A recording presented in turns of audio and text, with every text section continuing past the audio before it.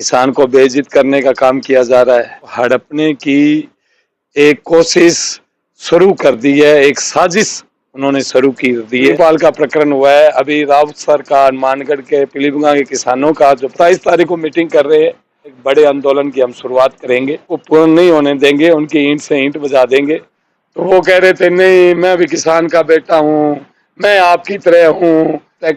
धौलीपाल की किसान की जमीन को नीलाम नहीं किया गया है।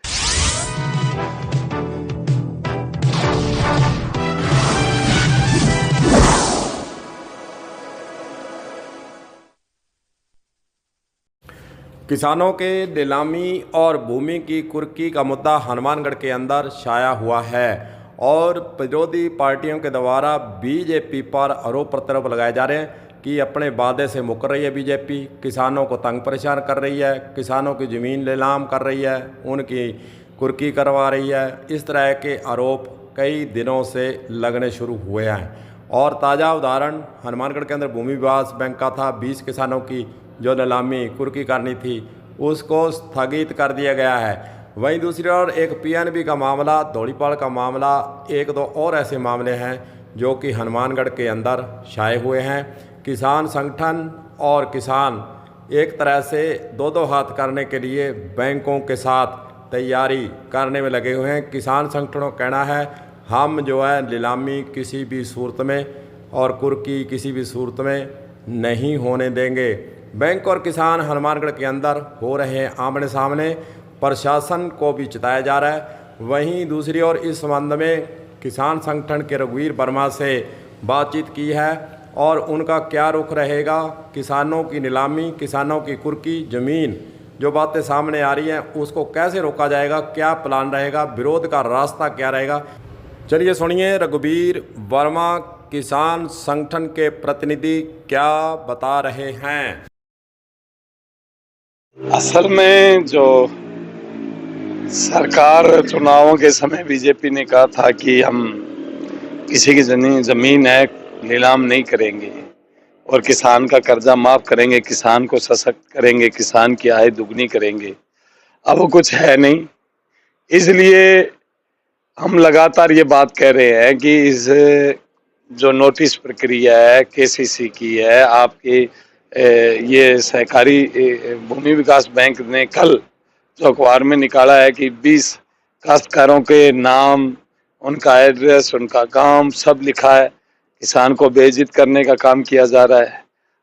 और जब दबाव बनता है किसानों का, लोगों का, किसान संगठनों का, तो वापस कर लेते हैं। तो ये स्थिति हनुमानगढ़ में चल रही है और हनुमानगढ़ में ये तय हो गया है, मैं आज आपके बीच में कह रहा हूं कि किसान की जमीन को हड़पने की एक कोशिश शुरू कर दी है, एक साजिश उन्होंने शुरू की दी है। इसलिए जो भी केसीसी के मामले हैं उनको डीआरटी कोर्टों में भेजा जा रहा है।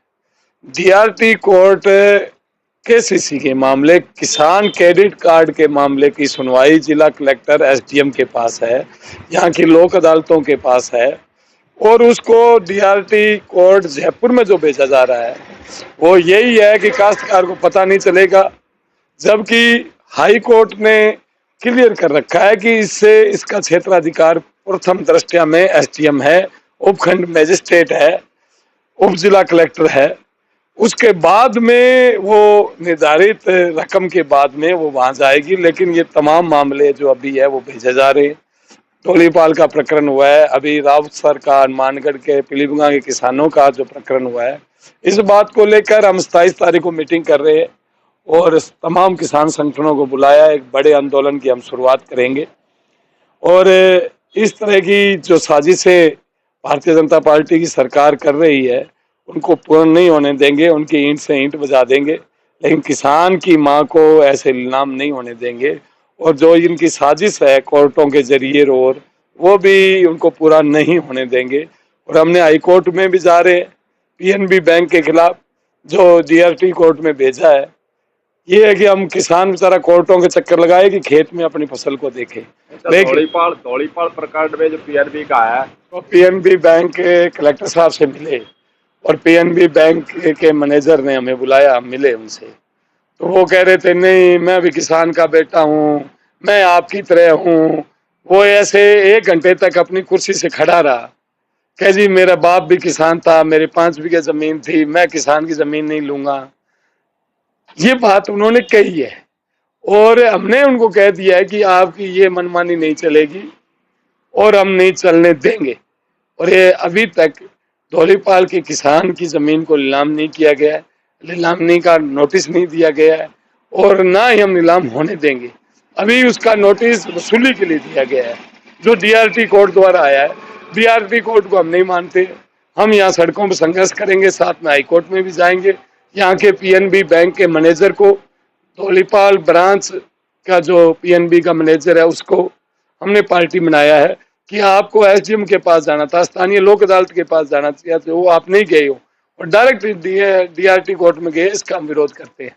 1 साल पहले हनुमानगढ़ में राउत सर ने करीब 37 किसानों की जमीनों की नीलामी रखी। इन्होंने हनुमानगढ़ के तहसीलदार के जिस दिन नीलामी होनी थी उस दिन तहसीलदार के कमरे के अंदर हमने बैठ दिए, सारे मेज मूज उधर कर दिए, नीलामी नहीं होने दी। और इसी तरह राउसर में हमने किया, इसी तरह हमने पीलीभंगा में किया। हमने तहसीलदार के कमरे में नीलामी होती है उस नीलामी को नहीं होने दिया और आज भी हम कह रहे हैं कि अब भी नहीं होने देंगे। सरकार को घोषणा करनी पड़ी, गहलोत सरकार को भी हम जमीन नीलाम नहीं करेंगे। अब सरकार बदल गई, नई आई है, नई तरीके से लड़ेंगे, लेकिन किसान की जमीन को नहीं जाने देंगे। ये इनका वहम है, वो निकाल कर दे देंगे। ये भजन लाल जी को पता नहीं है हनुमानगढ़ गंगानगर जिले के लोग कैसे हैं।